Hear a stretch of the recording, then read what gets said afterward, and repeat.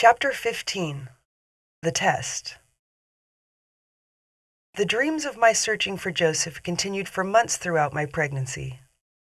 In every dream I would search for him, but when I would find him, I would either not be allowed to be with him, or Joseph would be in a sleep, or a death-like state.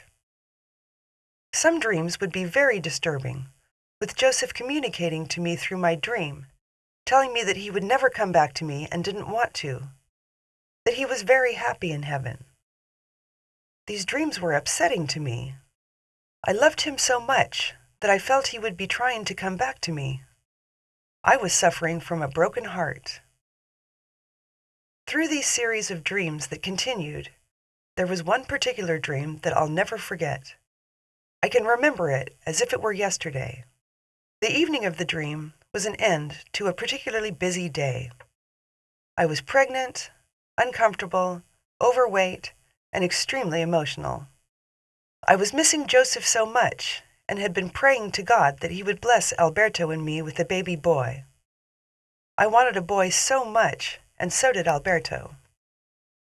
As I slipped into sleep, I can recall a very disturbing thought cross my mind.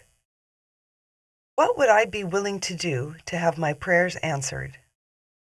How far was I willing to go in order to have my fondest wish come true, to have that baby boy I wanted more than anything else in the world? Would I even sell my soul to the devil to get my wish? At that point, I drifted off to sleep. As I was sleeping, I could hear in the background a voice, an evil voice that was calling to me, enticing me to let myself go. I could feel my soul slipping away. I fell deeper and deeper into sleep, and my soul slipped out of my body, and I was flying above the bed in which Alberto and I slept. While I flew around and around in circles above the bed, I could hear the evil, devilish voice calling to me. I could never understand what it was saying, but it was a very scary feeling. But the flying felt so good, and I felt so free. The voice seemed less evil with each passing second. After a short while, the voice was so distant it was more like a hum. Flying in the bedroom was fun for a while, but my soul longed for adventure. I suddenly flew down the hall and into the living room. The feeling of flying was so exhilarating. I felt superhuman, as though nothing could touch me. I didn't want this feeling to ever end. I remember making a conscious decision at that point of whether or not to fly outside.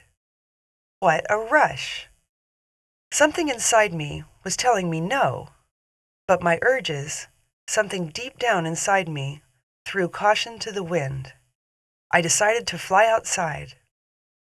I flew around the living room toward the kitchen and butted my head up right against the kitchen window. I backed up and flew right out the window, expecting to feel glass break against my head. But instead, I felt as if my body, my soul, was moving through fluid. I could actually feel the experience of my soul moving through glass. As I flew outside, I could feel the wind, feel the incomplete darkness, and see the picnic table right outside the kitchen window. Feeling the urges and giving in to them, I flew even higher. I flew higher than the telephone and electrical wires. At this point, I could feel the wind was fiercer and light raindrops hit my red sweatpants that I had worn to bed that night. Feeling a bit more afraid, I decided to fly on and on. The higher I flew, the better I felt.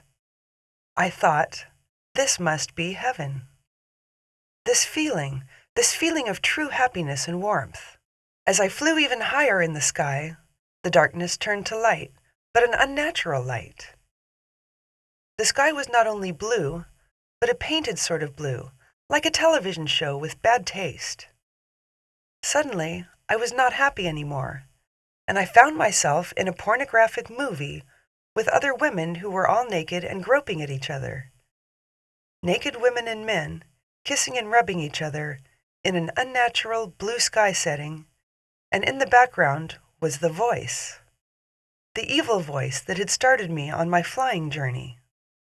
The voice was once again beckoning me to join in, to join the others. For one instant, the temptation of joining in with the others, the naked men and women, crossed my mind. And in that instant, at the same time, I gave birth to a baby boy. I was being tempted by the devil. Breaking away from those thoughts, I started saying over and over in my mind, Jesus Christ is my Savior. Jesus Christ is my Savior. Over and over I repeated in my mind, Jesus Christ is my Savior. All of a sudden, my soul was thrown back into my bedroom on the floor next to our bed. I hit the floor with a thud in a crumpled heap. As I crawled up the side of the bed, I saw my body lying there. I climbed on top of myself and entered my body. I lay there for a moment and awoke. I was home. I had been tempted by the devil and passed the test. I lay awake for a while, not really believing myself what had taken place.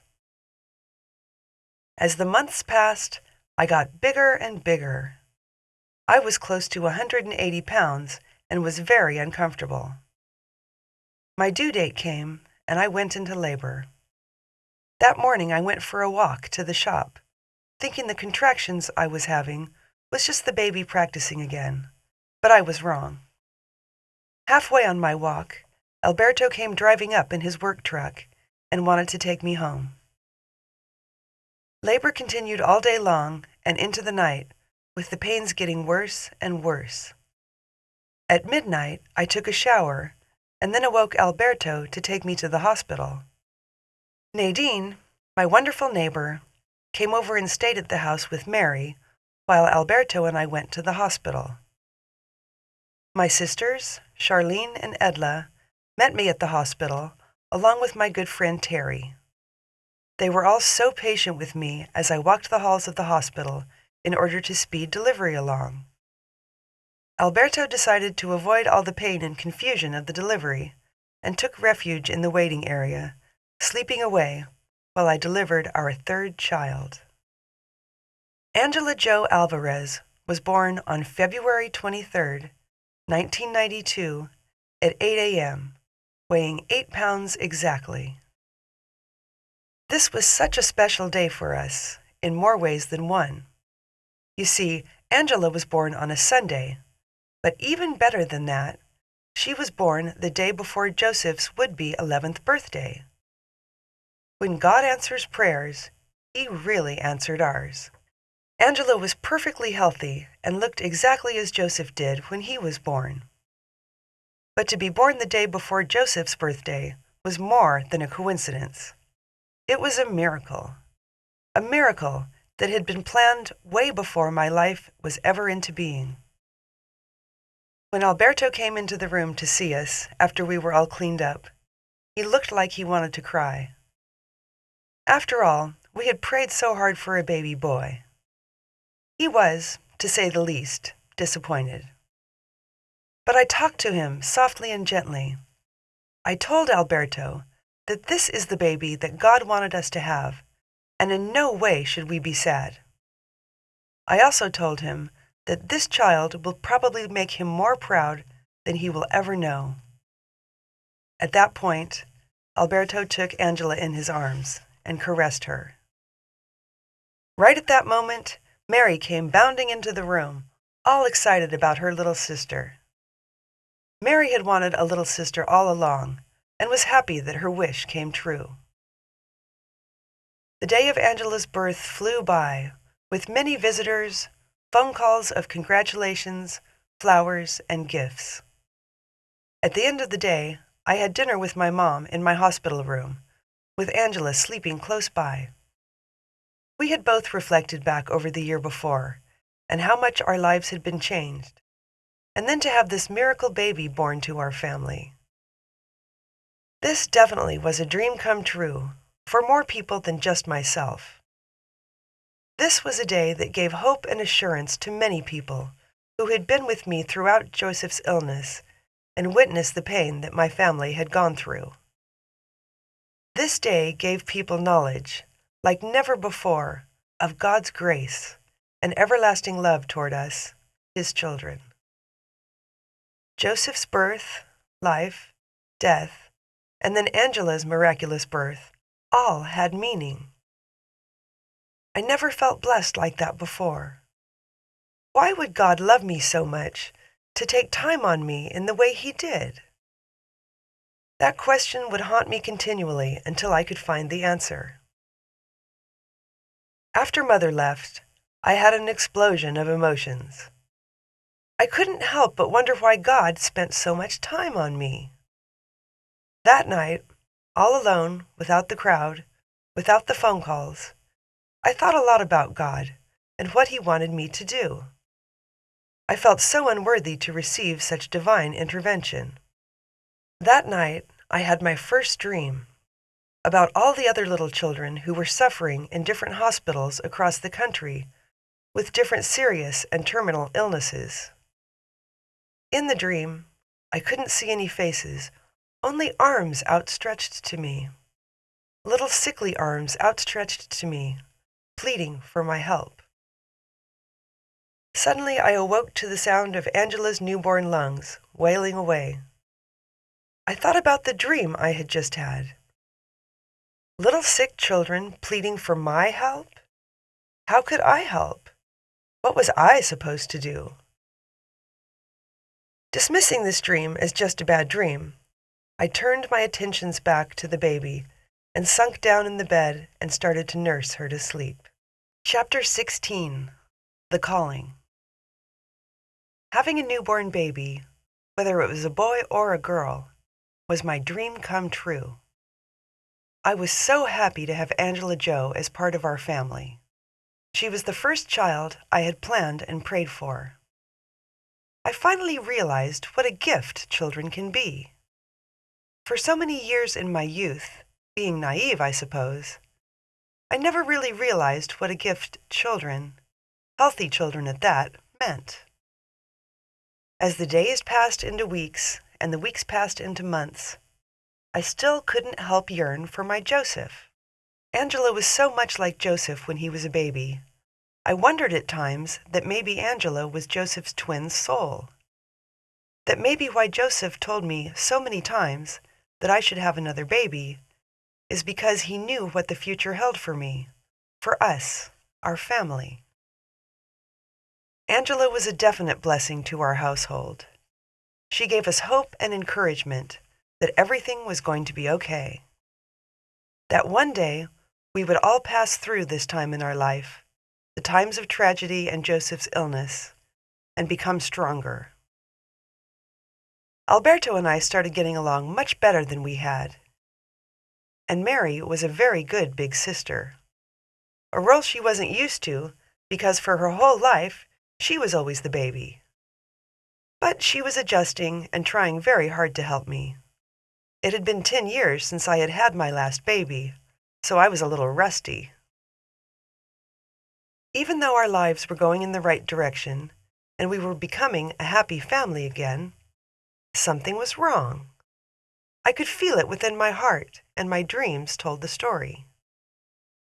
Ever since I had Angela, I was being tormented with dreams about other children who were sick or dying. I felt as if I were responsible for their futures. While Joseph was in the hospital, we saw so many sick kids. So many sick kids that, in some cases, there were more sick children than the hospital had room for. And the parents. The parents suffered more than the children at times, because they knew exactly how ill their child was. The child didn't. Because I started having so many dreams about all the little sick kids in the hospital and all the suffering they were going through, I made it a daily practice to pray for all of them. I'd ask God to please take away their pain and suffering, and to please help ease the parents' grief. I would pray that God would bless our families in a mighty way. I would also ask God to guide me and direct me in the path in which He wanted me to go. Why was I plagued with these dreams? What did He want me to do? Time passed quickly, and Angela was growing fast. It was hard keeping up with her, so I decided to go back to work part-time to give myself a break. I only worked a couple hours each day, which was long enough, but I was still not feeling right. I was still having dreams about sick kids, and it felt like God was telling me to do something about it. It got to the point where I wasn't sleeping well at night. I knew there were so many little children suffering in hospitals across the state, across the country, and I wasn't doing anything about it. I knew I was never going to find a cure for cancer. I mean, they haven't yet. How could I? Why was I being tormented by all these dreams? Having a young child, working part-time, and not getting enough sleep at night was taking its toll on me. I was turning into a beast woman. God was telling me to do something, and I wasn't listening. I knew what He wanted me to do, but I didn't want to do it, so I ignored His calling and was paying for it by the continual lack of sleep. I started praying every night for God to let me sleep soundly and undisturbed, but that didn't happen. I finally came to the conclusion that I needed to start helping the little children who were suffering with serious and terminal illnesses. I needed to listen to God and obey His calling. But how? The idea came to me as quickly as could be. It felt so right, so I put my plan into action. I would start an organization in memory of Joseph and call it the Joseph Alvarez Organization for Seriously Ill Children.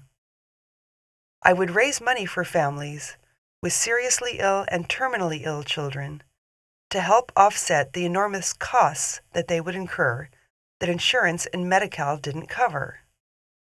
This money would be used to pay for things such as gasoline, food, and lodging, while the families traveled back and forth between hospitals, clinics, and doctor appointments. The Joseph Alvarez Organization would bridge the financial gap for families with seriously and terminally ill children. This would be the answer to my dreams and my prayers, and in the process, keep Joseph's memory alive. His spirit would continue to inspire others in the way it had already inspired me. We started Wings of Eagles, the Joseph Alvarez Organization for Seriously Ill Children, in June of 1993. It was founded by myself and a handful of dedicated volunteers in the effort to relieve the financial burden of families with seriously ill and terminally ill children. There is an 85% divorce rate among families with seriously ill children. This is due to the severe financial and emotional stress that comes with having a child diagnosed with a life-threatening illness. So it was our hopes, Wings of Eagles' hope, that if we could relieve the financial burden of families, help pay the costs that insurance and Medi-Cal don't begin to cover, maybe the families could weather the emotional storm they would be faced with. Wings had its first fundraiser in October of 1993. It was a Mexican dinner. One of Joseph's best friends, Eric, donated the pig that we would use for the carnitas. Then a local restaurant, Casa Lupe, donated the rice and beans portion of the meal. My brother-in-law, Javier, or Harvey as I call him, is a Mexican chef. He cooked the pork and headed the serving of the kitchen. We sold $1,800 worth of tickets. The fundraiser was a total financial success. The first family that we ever helped was in jeopardy of losing their home because while their daughter was sick with osteosarcoma, bone cancer, the father and mother were both out of work. The father was out of work because his daughter was hospitalized so much that he had made the choice to be with her instead of work. Under the circumstances, I would have made that choice also. Fortunately, Wings of Eagles was able to help swiftly and in a mighty way. We provided the family with the funds to pay their mortgage payment and give their surviving 3 children a Christmas. Their daughter, who had the cancer, had died 5 weeks before Christmas, so this was a very rough time, both financially and emotionally, for the family. This all happened in December of 1993. The family was near total breakup. I hear today that they are doing well and stayed together as a family unit and are in the process of recovering from their daughter's death. Since that time, Wings of Eagles has helped more than 30 families from 7 different counties here in Northern California and is attempting to go statewide. But it hasn't been easy. In fact, there was a time when I felt like quitting. But as usual, God intervened and put me back on the right road.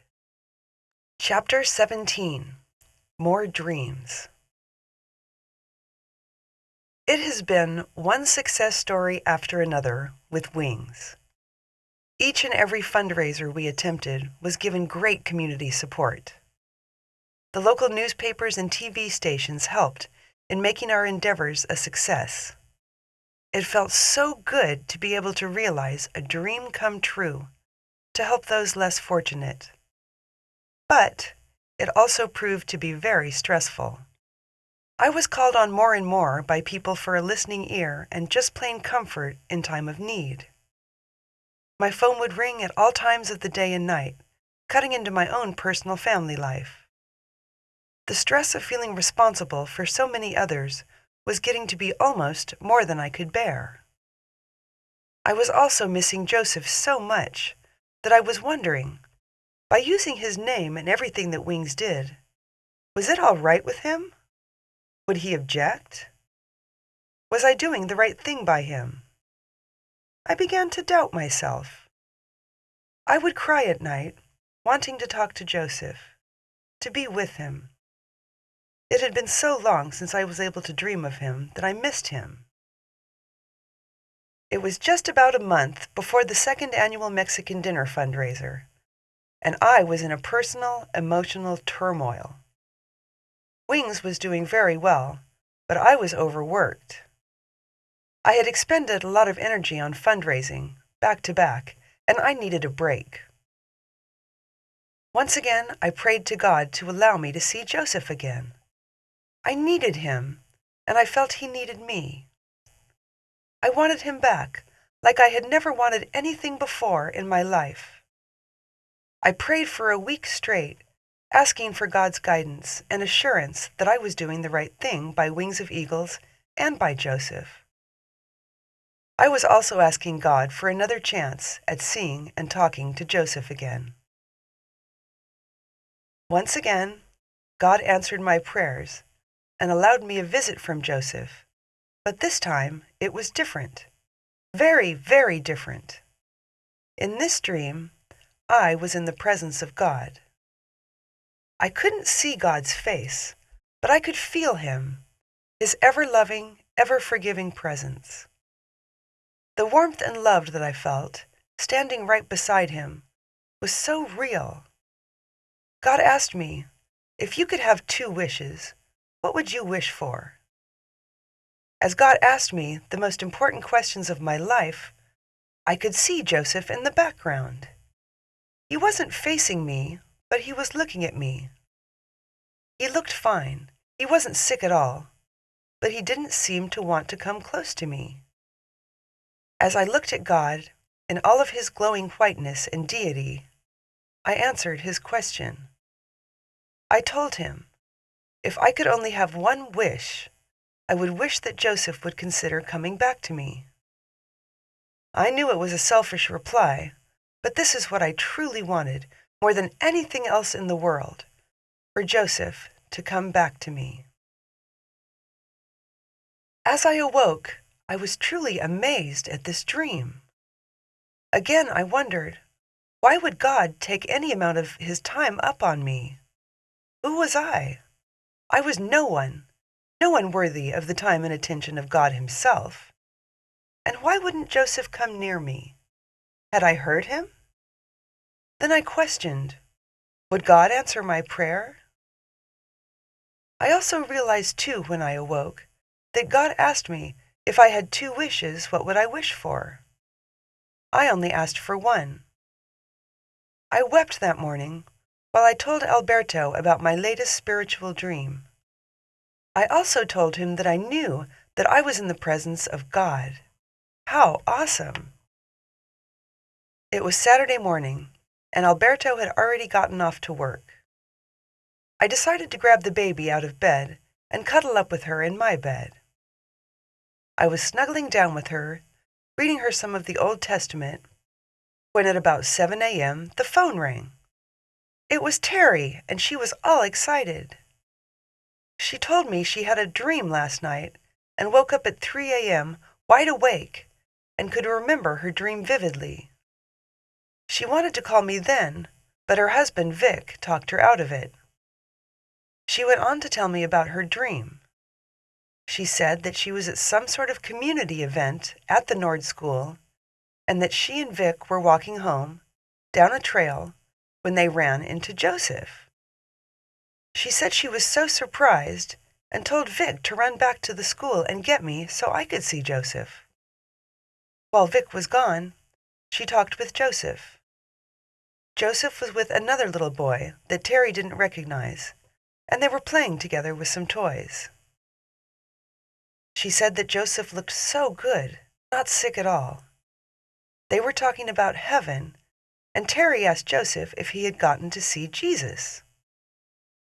Joseph told her yes, that he had seen Jesus, and that Jesus taught him many things, and that he was very happy in heaven.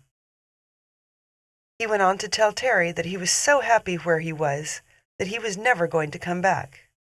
He asked Terry to please tell me that for him. After their conversation, Terry leaned over and hugged Joseph. She said that the hug felt so real, as if he were really there. After hugging Joseph, Terry turned to see if I was coming, and when she turned back to talk some more to him, Joseph had disappeared. And then Terry woke up. I started crying after Terry told me the dream. I don't think Terry quite understood why I was crying. She felt she had hurt my feelings. But she didn't hurt my feelings. It was just that I got an answer to my wish. Joseph couldn't bear to tell me himself, so he did it through Terry. He was never coming back to me. Not now. Not ever. I got my answer, the answer I had been waiting for. Not the answer I wanted, but the answer I expected, I guess. I explained to Terry about my dream and why her dream was so significant to me. These 2 dreams made me realize how powerful and awesome God is and how much we don't know about him, no matter how much you read the Bible. He doesn't want us to. If we knew everything God knew, there would be no reason for him to be God. Being very disappointed by the outcome of my dream, I concentrated on my second wish. That night, I prayed to God that if I could have my second wish come true, that I wish that Wings of Eagles, the Joseph Alvarez organization for seriously ill children, would be a total success, that God would continue to bless the organization and give me the strength and wisdom to carry on, that Wings would be an organization that was highly respected by the communities we served. I know that God will answer my prayer. He already has to a certain extent. Well, the second Mexican dinner fundraiser was a whopping success. We raised over $2,400 this time, and I unveiled a video that I produced picturing several of the children and families that Winged had helped over the last 15 months. I expended every last bit of energy I had into the dinner. I was wiped out, physically, emotionally, and mentally. Our home life wasn't all that great either. Alberto and I were at odds again because I was so busy working, promoting, and fundraising that I wasn't spending hardly any time with the family. And I had an ulcer on top of it all, which I was taking medication for. Mary was rebelling, while her grades were slowly declining in her first year at junior high. Angela was a terror, and no one, except my sister Edla, would watch her because she was so undisciplined. Wings was a success, but my family life was very much being tested. By Thanksgiving vacation, I could hardly eat. My stomach hurt so much. I was not feeling well at all and was ready to give up on Wings of Eagles, even though I knew it was God's calling for my life. I just didn't think I could take the pressure or stress anymore. My desire to help others was so strong that it overrode my duty to be a good wife and mother to my family. It was the day after Thanksgiving, and I had just dropped Mary off at the movies with 9 of her cousins. I had done the traditional Christmas shopping with my sisters that morning and was very tired. I decided to skip the rest of the day with my sisters and go home and take a nap with Angela instead. Alberto was at work, so Angela and I had the house to ourselves. It was so quiet, and I was so tired. The weather was cool and overcast, just right for sleeping. Before I went to sleep, I cried and prayed and asked God to help, to get me out of this deep depression I was in. I missed Joseph so much that I found myself wanting to die at that moment. If I died, I would be with him and could be happy again. But that was a selfish thought. What about the kids and Alberto? They needed me. How could I think such a thing? With tears of sadness rolling down my cheeks, lying close to Angela, I drifted off to sleep. I dreamt that afternoon of Joseph. He and I were in heaven together, sometimes flying, sometimes walking. We were by the side of water. I don't know if it was a river or the ocean, but the ground was sandy and the air was fresh, and I felt alive. We traveled together, just he and I, up and down the beach, talking. I don't remember our whole conversation. I really don't think I'm supposed to. But I do remember the most important parts. Joseph told me that it wasn't my time to go to heaven, that I had a lot of work to do on earth still, that there were so many more children and families who needed my help. He also told me that it was all right to use his name in everything I do in the name of Wings of Eagles. He told me not to give up, that God needed me, and that God would continue to bless Wings. It felt so good to be with Joseph, to receive his wise counsel again, just like I had received it while he was still living. I treasure the memories of that dream. I know I will never forget them. I awoke from my dream and from my nap 3.5 hours later. I felt totally refreshed and revived. I felt like I could conquer the world. Since then, my stomach aches have left, and I have no more signs of an ulcer. I still continued to work and do Wings at the same time, but I have decided not to work as much and concentrate on Wings of Eagles as a full-time job, even though I am only still a volunteer. Some things are more valuable than money, like God, God's will, family, friends, and sometimes people you don't even know. It is amazing to me that one small boy, one little 8-year-old boy, could have had such an effect on people. People he didn't even know, the way Joseph did. I thank God every day for the many blessings and answered prayers. I thanked him for my husband, Alberto, that no matter what, we were able to stay together. I thanked him for Mary, my rock, who gave Joseph the gift of life that no one else could have. I thanked him for Angela, Joseph's soulmate. God could have given me no greater gift in my time of need. I thank Him for all my friends and relatives, in which I would not have been able to get through this time in my life, had it not been for their prayers and support. But, most of all, I thank God for Joseph, for allowing me to be his mother, even though it were only for a few short years. I would much rather have had the 9 years than none at all.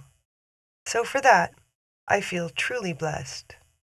Every day, I can see the power of God through the blessings He showers on wings of eagles. I am so happy that I have been able to learn to listen to God and heed to His calling. If I were to give advice to any parent who has a child with a life-threatening illness or has lost a child, it would be not only to pray to God for His guidance, but to listen to God for the answers to your prayers. Chapter 18. Joseph Lives On. One beautiful summer Saturday in July, my sister and I planned to go to yard sales in the morning and shopping in the afternoon. I let my 12-year-old daughter Angela sleep in, while her 22-year-old sister Mary was home. The morning was absolutely perfect. Even though my sister and I didn't find any treasures we wanted on our yard sale outing, we just had fun being together. I arrived home around 10:30 a.m. My sister started toward her car when Angela came out of the house and yelled, "Bye, Aunt Edla, I love you." Edla waved goodbye to Angela as she hurried toward her car, wanting to get home to her family for lunch and prepare to meet me later in town. Angela was pretty excited that day because she was going to be spending the night with a family friend. Angela is a very good girl. She's a homebody who likes her house, loves her room, but doesn't usually like to spend the night away from home. But today was a special day, and she was going to go for a picnic with our friend and our friend's father at 1 Mile Recreation Area and then spend the night with them. I was kind of excited because Alberto and I are rarely given the opportunity to be by ourselves, so this was a very exciting day all around.